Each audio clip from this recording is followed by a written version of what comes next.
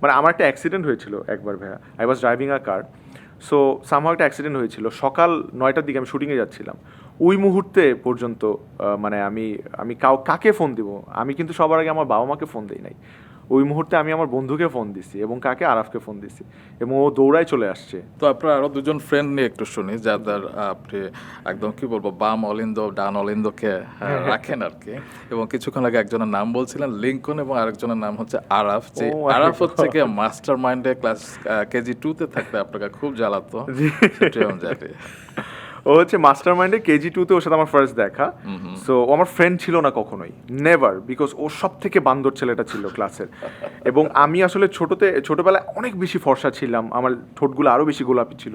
So আমাকে অনেক পচাইতো, এবং ও আমাকে একটা ওয়ার্ড বলে পচাইতো। কি ও বলতো হেই গার্ল, এইটা যে বলতো, মানে আমার এত গায়ে লাগতো। আর আমি তো ইন্ট্রোভার্ট ছিলাম, আমার খুব ইগোয়েস্টিক ছিলাম আমি। সো ক্লাস 5-এ যখন ছোটবেলা থেকে বুলিং এর শিকার হতেন? হ্যাঁ, আমি খুব বুলিং এর শিকার হয়েছি। এবং দেখেন, যে আমার বেস্ট ফ্রেন্ড, তার দ্বারা বুলিং এর শিকার হয়েছি। আমি কি জানতাম যে এই ছেলেই আমার বেস্ট ফ্রেন্ড হবে? এখন সেটা প্রতিশোধ নেওয়া হয় না? প্রশ্ন নেই তো, ওরে তো এখন অনেকভাবে মেন্টালি আমি অনেক প্যারা দেই। সো যাই হোক, তো যখন ক্লাস 5-এ পড়ি তখন তো মোটামুটি ধরেন কম, তখন কি বয়ঃসন্ধিকাল চলে কিনা আমি নট শিওর। না, একদম ছোট। সো যখন ক্লাস 5-এ পড়ি তখন আস্তে আস্তে ধরেন আমরা তো কম্বাইন ছিল, ছেলে মেয়ে একসাথে। সো আমাদের ক্লাসে কিছু মেয়ে ছিল সুন্দর। সো আই নো খুব পিচ্ছি ছিলাম তারপরেও, কিন্তু তারপরে ওদের সামনে যখন পচাইতো না, ওদের সামনে হেই গার্ল, তখন এত গায়ে লাগতো, এতই লাগতো। সো আমি ওরে কখনো পছন্দ করতাম না। এরপর আমি স্কুল শিফট করে ফেললাম। তারপরে আবার ওর সাথে আমার আমি যখন আবার নাটক করা শুরু করলাম, ফেসবুকে একটা অ্যাকাউন্ট খুঁজি 2009-এ। তারপরে 9-এ অ্যাকাউন্ট খোলার পর তারপর যখন 11-12 থেকে কাজ করা শুরু করলাম, তখনও আবার যোগাযোগ করছে আমার সাথে, যোগাযোগ করে দেখা করছে। ও ছিল এতেছে ধানমন্ডির একটু মাস্তান টাইপের, মানে একদম বিগড়ে যাওয়া ছেলে। এরপরে ও সুন্দর মতো ওর সাথে আবার দেখা করছে, আমাদের বন্ডিং হয়েছে। এরপরে আসলে ওগুলো ছেড়ে একদম পুরো আমার সাথে এখন মানে পুরোপুরি involved. He is also a friend and a brother to me. এবং স্টার হবার পর লিঙ্কনের সাথে আপনার পরিচয়, যিনি আপনার ভক্ত ছিলেন, এবং আপনাদের প্রথম দেখাটাও হয়েছে একটা রেস্টুরেন্টে। হ্যাঁ, মানে ও হচ্ছে, আমি ধানমন্ডি 27-এ আমাদের ক্যাম্পাস ছিল, আমার ইউআইউর ক্যাম্পাস। সো এর পাশেই ওর ইউনিভার্সিটি ছিল। সো আমাদের ক্যাম্পাস, আমরা মানে ক্লাস করার পর আমার কিছু ফ্রেন্ড সার্কেলের সাথে আমরা খেতেই বের হয়েছিলাম পাশে একটা ছোট রেস্টুরেন্টে। সো ও আমাকে তার কয়েকদিন আগেই আছে ফেসবুকে টেক্সট পাঠাইছিল যে আপনার কাজ ভালো হচ্ছে, আমি ইউনিভার্সিটি নাটকটা দেখছি, ক্যারি অন।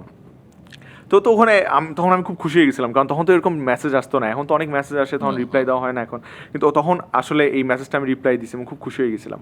তারপরে এই এক কথা দুই কথায় আসলে ফোনের নাম্বার আদান প্রদান করা হয়েছে। তো সেদিন ও আমাকে দেখে ফোন দিছে, আচ্ছা আপনি কি ইয়েলো টি শার্ট পরা, হ্যাঁ আপনি কি রেস্টুরেন্টে ফ্রেঞ্চ ফ্রাই খাইতেছেন? আমি বলি হ্যাঁ। বলে আমি তো পাশেই আপনাকে দেখতেছি। আমি বলি আচ্ছা আসেন না, তাহলে একটু পরিচয় হই। এই থেকে আর কি ওর সাথে আমার ভাইয়া ধরেন এই 12 বছরের যে ফ্রেন্ডশিপটা, এর মধ্যে 8 বছর ওকে আমি তুমি করে বলছি। ওকে এই রিসেন্ট 3-4 বছর ধরে তুই করে বলি।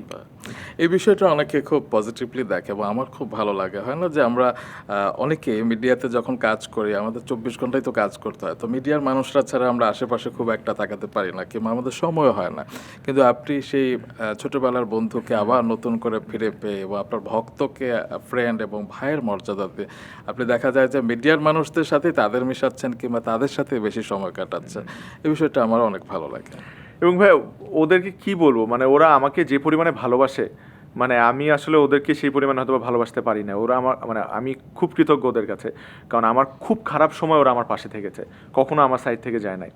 ইনফ্যাক্ট আমি যদি এখনও ফোন দিয়ে বলি যে একটু আয় তো এখানে, মানে আমার একটা অ্যাক্সিডেন্ট হয়েছিল একবার ভাইয়া, I was driving a car. So somehow একটা অ্যাক্সিডেন্ট হয়েছিল, সকাল 9টার দিকে আমি শুটিংয়ে যাচ্ছিলাম। ওই মুহূর্তে পর্যন্ত মানে আমি কাকে ফোন দিব, আমি কিন্তু সবার আগে আমার বাবা মাকে ফোন দিই নাই। ওই মুহূর্তে আমি আমার বন্ধুকে ফোন দিছি এবং কাকে, আরাফকে ফোন দিছি, এবং ও দৌড়ায় চলে আসছে এবং ওই সিচুয়েশনটা মানে পুরোপুরি ঠিকঠাক করছে।